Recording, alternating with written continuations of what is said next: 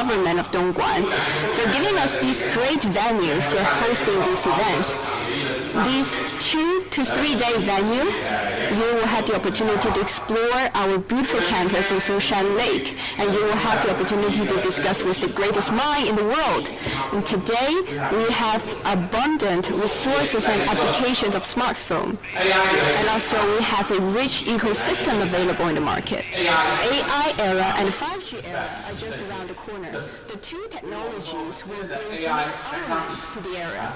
And that's why we believe that the AI-enabled intelligent era across all scenarios will be here soon. And that's why Huawei is dedicated to bringing you the new experience and new ecosystems across all scenarios. I want to have a recap on our performance. Over the last 8 years, we've been growing rapidly by 68 times. In the past, we were nothing, no matter in China or overseas. But now today, we are one of the top 3 smart device manufacturers. Our shipments, handset shipment last year exceeded 206 million units. And this year, against all the odds, we managed to maintain the growth of 24%, having the total shipments of the first half in 2019 reaching 118 million. We could have done better, but due to the challenges we faced in the international market, our shipment dropped a bit. Our PC wearables are also enjoying great growth. Its growth rate exceeded 200% and even 300%. If there weren't the sanctions against us, I believe that our total shipment will be 30 million. And we have the opportunity to be the top 1 in the world in this year if there weren't the influence posed by the challenging environment. But against all the odds, we managed to maintain leading position in the market. Our market share in China has reached 35%, and our global market share has grown to 17.6%, close to the number 1 vendors in the market. If there wasn't the influence of the external environment in Q2, perhaps we could have been the number 1 in the market. And in Q3 and Q4, we should be able to have the first place in the market share. But because of these uncertainties in the past year, we think that we will be at the 2nd position in the world. It's going to be difficult for us to reach the number 1 place. Huawei promotes high-link, smart home ecosystem. In this fully connected world and the application of IoT, every home appliance will be intelligent. However, if every vendor promotes its own standard, it's going to be a chaos. Therefore, Huawei promotes the development of the high-link standard, which has won great support from the industry, including home and abroad, such as Bosch, Siemens, Panasonic, and the Chinese big vendors all support the high-link standard and protocol, and by far there are more than 260 brands, 30 million and more users, and 140 million more IoT devices that utilize the high-link protocol. With this interoperability standard, we also offer our chipset, PLC, Wi-Fi chips, so as to provide general support for this scenario. At the same time, Huawei is the first vendor in the industry to introduce AI capabilities in our smart devices, starting from Kirin 970 to Kirin 980. We call it NPU. At the same time, we're developing our AI ecosystem as we have developed high AI open platform to lead the innovation in on-device AI experience. By far, we have more than 2,500 partners supporting more than 240 operators and have developed 33 Huawei high AI engine APIs and a growing number of atomic services, currently at more than 5,000. Every day there is a huge number of calling services. According to the statistics, the AI visit quantity reached 25 billion times. That is to say, more and more developers are frequently calling our AI capabilities. At the same time, Huawei's cloud services are also developing. In terms of our mobile cloud service, we support more than 500 million registered users across the world. At the same time, we have 250 million or more new smartphones that have entered this total ecosystem, and by far we have deployed 15 data centers across 170 countries and regions. Currently, we have more than 910,000 app developers that are using our platform. At the same time, we pay very high attention to security and privacy protection as we strictly comply with GDPR, GAP, and related regulations.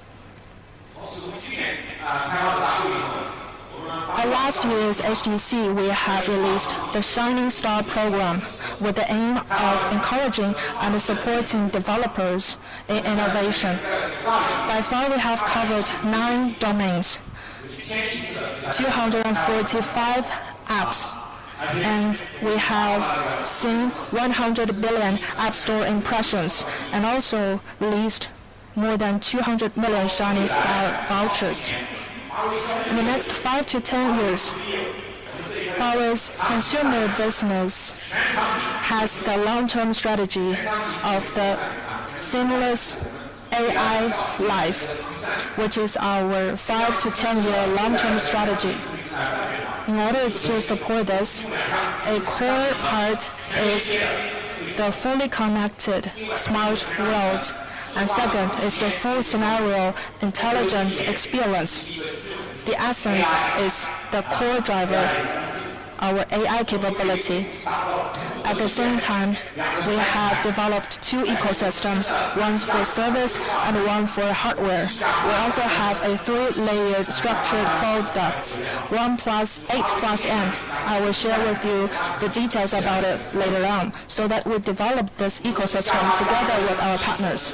In terms of the 1 plus 8 plus N, 1 stands for the smartphone, 8 stands for our PCs, tablets, keyboxes, health, sports, AR, VR, intelligent screens, and stereos. All these 8 products are Huawei's in-house offerings. As for N, it stands for massive IoT devices. In this way, we have covered the full scenarios for the consumers, so that whether you are at home, focusing on health and fitness, or whether you are traveling, or whether you're at work, at different scenarios, we're able to provide a seamless experience for the users with our products and services. Now we have entered the fully connected all scenario and intelligent era, which calls up such an ecosystem. We need a stronger than ever OS to support that.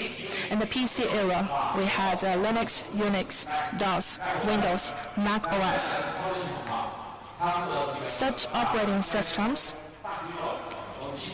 have accompanied the initial stage of our PC era. In the last 10 years, we have entered the mobile internet era, where there is a growing number of smartphones and other smart devices. So we have seen the occurrence of smartphone OS, tablet OS, and watch OS. In the future, with everything being connected and every device coming to the picture, does it mean that we have to develop an OS for every specific device? It's going to be mountainous work and also very complicated. it will be difficult for a coordinated ecosystem. At the same time, we have seen that whether it's Apple's products, which utilize iOS, or Android, they are based on Unix and Linux core. Linux and Unix started from the same development, but let me take an example with Android. There are over 100 million lines in the code in Android, and there are 20 million lines in its kernel. As an Android user, the percentage of lines of code that we actually use only accounts for about 8%. This is a massive design total. As you know, if the memory space of an Android phone is only 2 gigabytes, then it's going to be very difficult to function. And now it needs at least 3 gig, 6 gig, or even 8 gig. In the future, the IoT devices will be smaller and smaller, needing much smaller memory space. So it's another problem to tackle. With the emergence of different devices, there are higher requirements on security as well, such as smart pay, car key, fingerprints, functionality, facial recognition. All those functions can be enabled by our smart device. When they are providing services to the consumers, as you may see, one consumer may have multiple devices. How to ensure security? This has raised a very demanding requirement on the security features.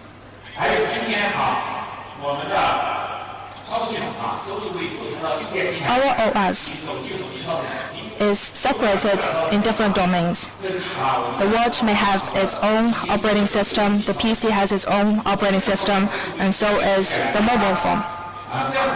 Nowadays, operating systems are developed for different hardware, so there is silos. And such coupling has caused a lot of extra work. How can we make our development more efficient? How to break the silos between the devices so that they can share an ecosystem in order to let the users to enjoy a cross-device experience. Let's take Google's OS Android operating system as an example.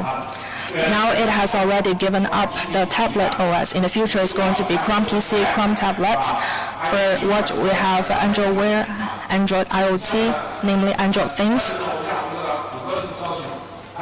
Google's operating system is based on the Linux Microkernel architecture. It is not Microkernel. As for Apple, which just released its tablet, it has its own tablet OS. TV has its own OS, so that Apple's different devices have their own operating systems. There is a majority of macro kernels in Apple's offerings, only with a few micro kernels. So there is OS fragmentation. It's very complicated. Looking ahead into the future, whether it is Unix, Linux, or Windows, they have been in the marketplace since the very beginning of PC. Google is now working on its next generation operating system, Fuchsia, which utilizes a microkernel architecture so that it needs to be able to adapt to different devices. However, Fuchsia is not a distributed design, so that its performance is not good. But this shows the trend of the development of our operating system, namely microkernel. We need to provide a future-oriented OS for the full scenarios so that multiple devices can share capabilities. If you don't have the camera on the watch, then you can use the camera on your phone. In this way, between different devices, the hardware can be shared. The system and the hardware can be decoupled, realizing elastic deployment. we hope that we can develop ones and deploy that across different devices. At the same time, we hope that app performance can be much more smooth and secure. This is our aim, building a future-oriented OS. Now we have Huawei's HarmonyOS, which is the microkernel-based distributed OS for all scenarios. Harmony in Chinese talks about the beginning of the earth. And to use a close pronunciation for the Chinese character Hongmeng, in English it is called harmony, as we want to bring more harmony and more convenience for the world.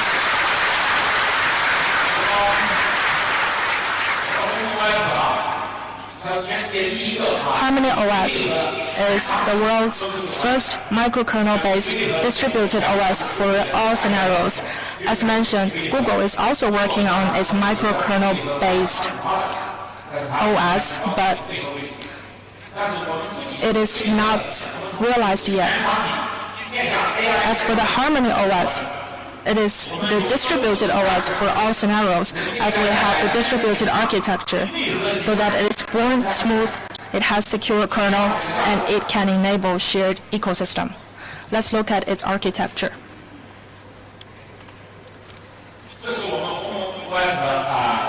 This is the architecture of our HarmonyOS. And the very bottom layer is the kernel, and on top of that, basic services, the program framework.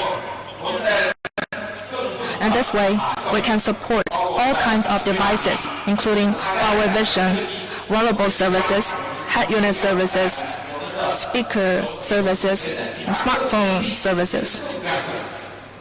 All those kinds of services can be supported with one single operating system, so that it is modular-based decoupling, as it enables elastic deployment. Whatever the feature this device has, it can use this HarmonyOS. At the same time,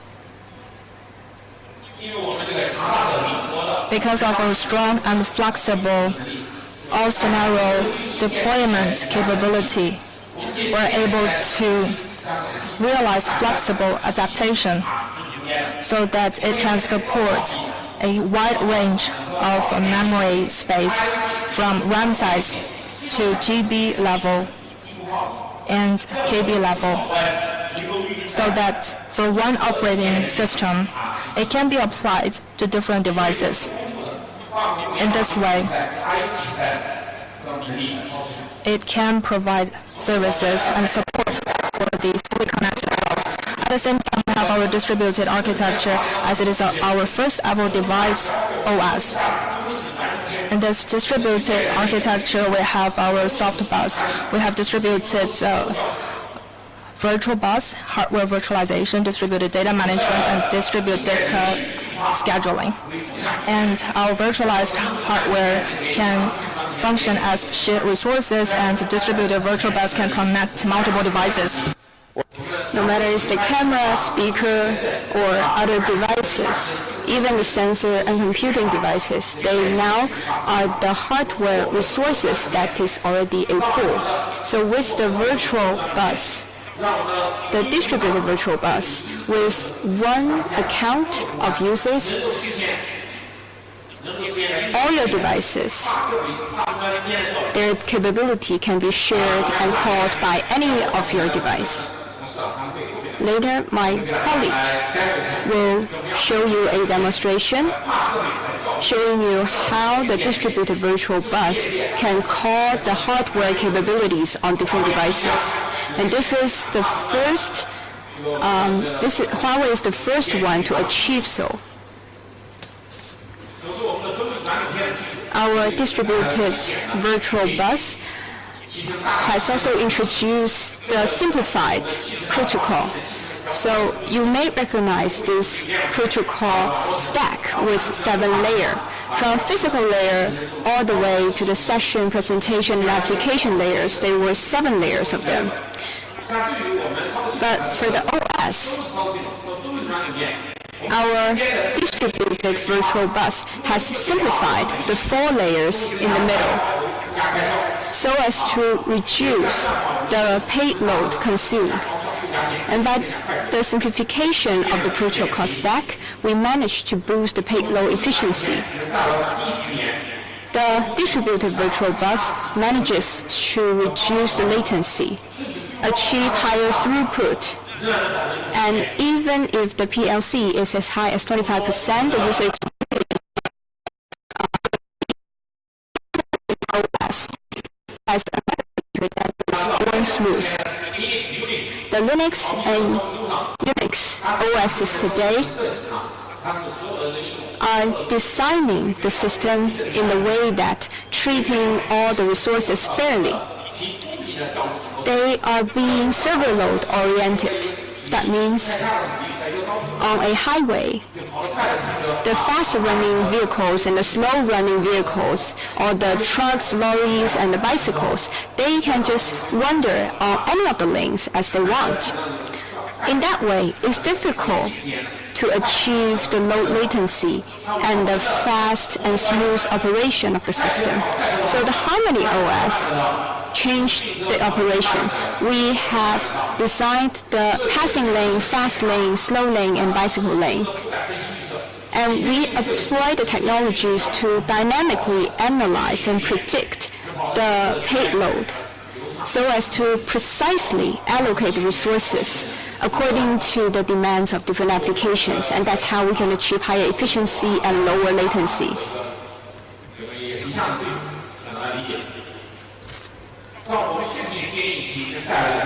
And we're deploying the deterministic latency engine.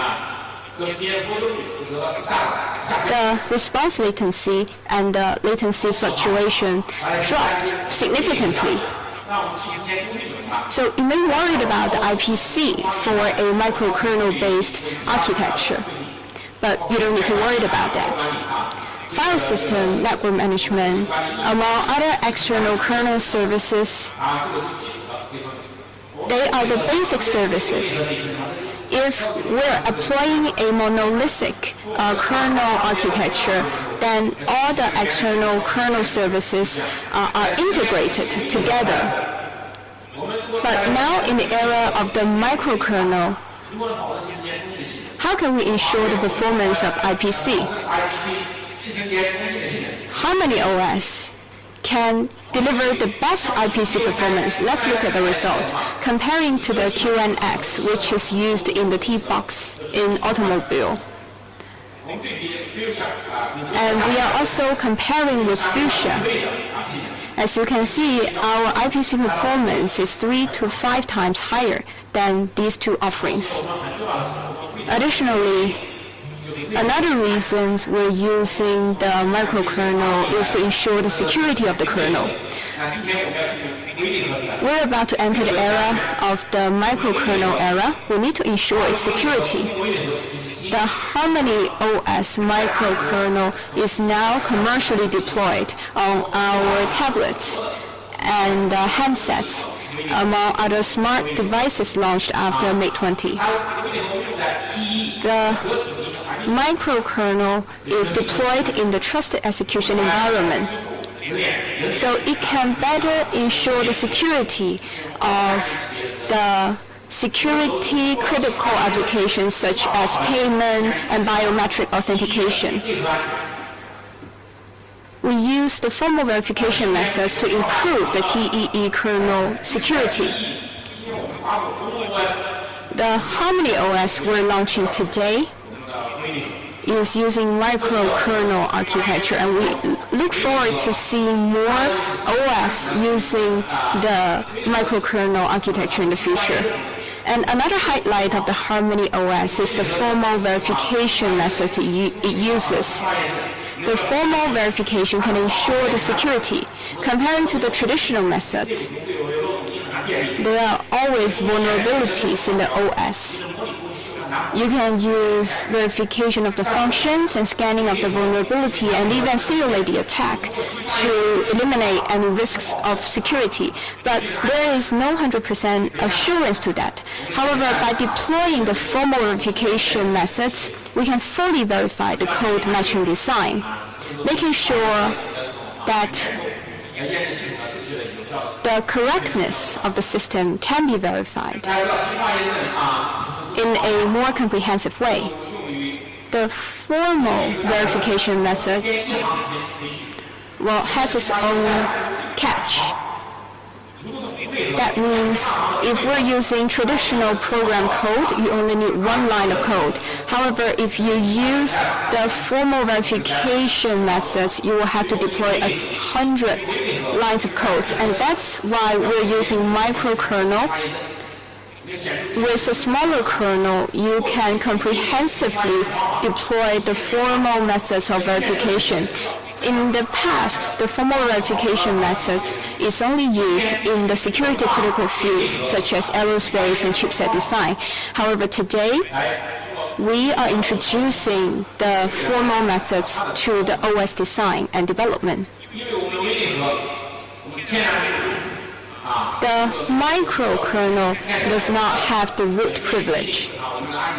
The Unix, Linux, and Android, they have the root access or root privilege. It is like the key, the master key to every door in your house. But now, with the microkernel being used, as you can see,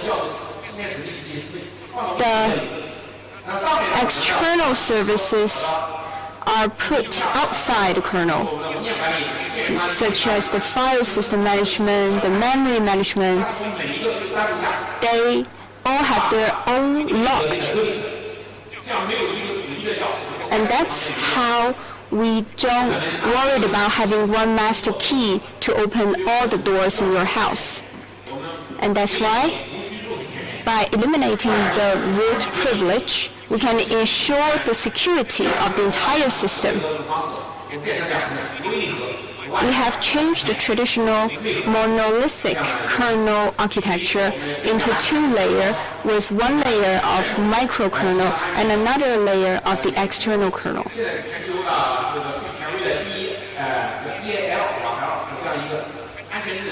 The EAL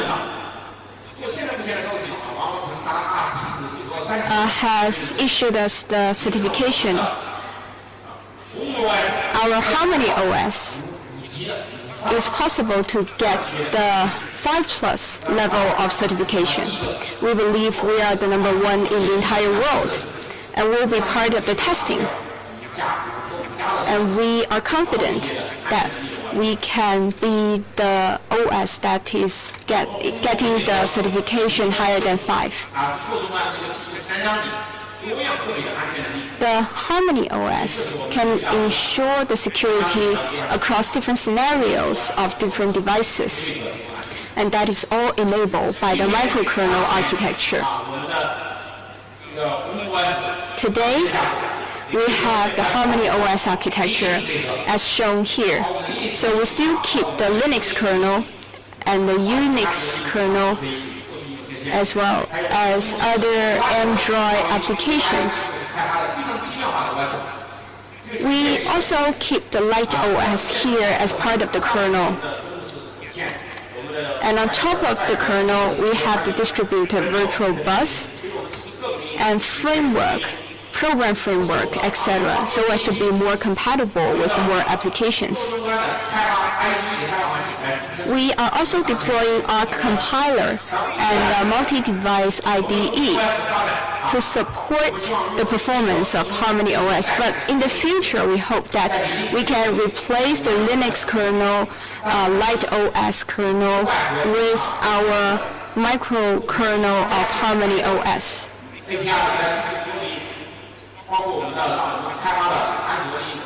And in the future, we will also be compatible with other applications. We hope that all applications can be smoothly deployed and operated on our OS. We are supporting the applications developed by different platforms, such as HTML5, Linux application, Android applications. They will all be able to running on our OS in the future. Another perk of the distributed OS for all scenario is to have a shared ecosystem. So in the past, you may have to develop an application for your watch, another application for your PC, and another application for your handset. Then developers have to go through all the trouble to adapt your application to different devices. But now, with IDE provided by Huawei, you can develop the application once and then deploy the application on multiple devices. That's how we can create a shared ecosystem for different applications of different devices. For example, a music player on your phone will be automatically adapted to the landscape mode on your infotainment system in your car. And the IDE enables the drag and drop for automatic adaptation. So this is a demonstration of the IDE. Developers can easily use this environment for the application development. Our compiler, another highlight. After it's launched, it supports the multi-languages, no matter it's C++ or C languages. It is supported by the R compiler. R compiler also supports Java, Kotlin, and JavaScript. All languages are supported by the R compiler. It even supports the hybrid programming. Sometimes you will use C++ for complex application, but for some simple application, you may be using Kotlin. So no matter which languages you are using during the programming, our compiler can handle all the hassle for you. More than 60%, the performance has been boosted by more than 60% with the R compiler being applied.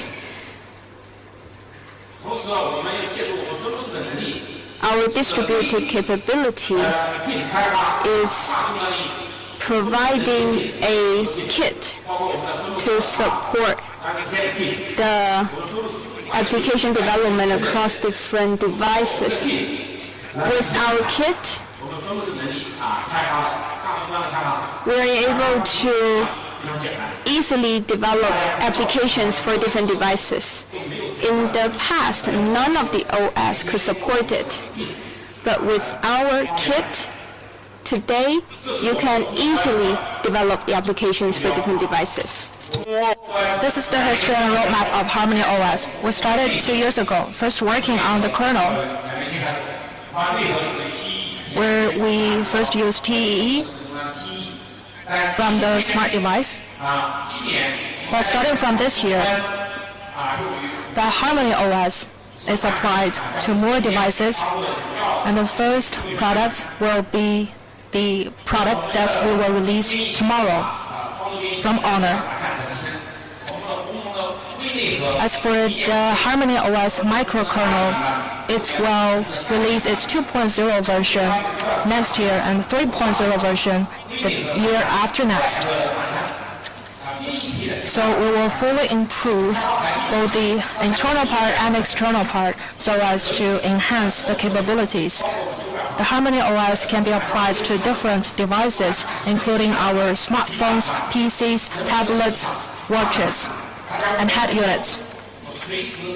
If you ask me when we will apply it to the smartphone, we can do it at any time, but for consideration of a better ecosystem, we support Google's Android ecosystem as we give the priority to using Google's Android operating system. However, if we cannot use it in the future, then we can immediately switch to the HarmonyOS. Compared with Android, we have higher performance because of its distributed capability so as to support the all scenarios in the future. What I would like to share with you is that we can start using HarmonyOS at any time, but for the consideration of the partnership and for a better ecosystem, we want to reduce the workload for everyone. Migrating from Android to HarmonyOS is not that difficult. Actually, it is very simple. Maybe we can do that in just 1 or 2 days. This is how small the workload of migration can be. It can be easily migrated, very convenient, because we offer compatibility. What we would like to share with you is that in the future, in PC, tablet, and all the other domains, we can use our strong operating system. Unlike the operating systems others have been developing based on Linux, we represent an entirely new generation of operating system. Our HarmonyOS is the genuine, forward-looking, next-generation operating system, as it enables AI capability and it enables different scenarios. So again, it is the microkernel-based distributed operating system for all scenarios. Thanks to the distributed architecture and its flexibility, it has much stronger performance and all the other different advantages. I would like to also share with you another piece of important news. HarmonyOS. It will be open source.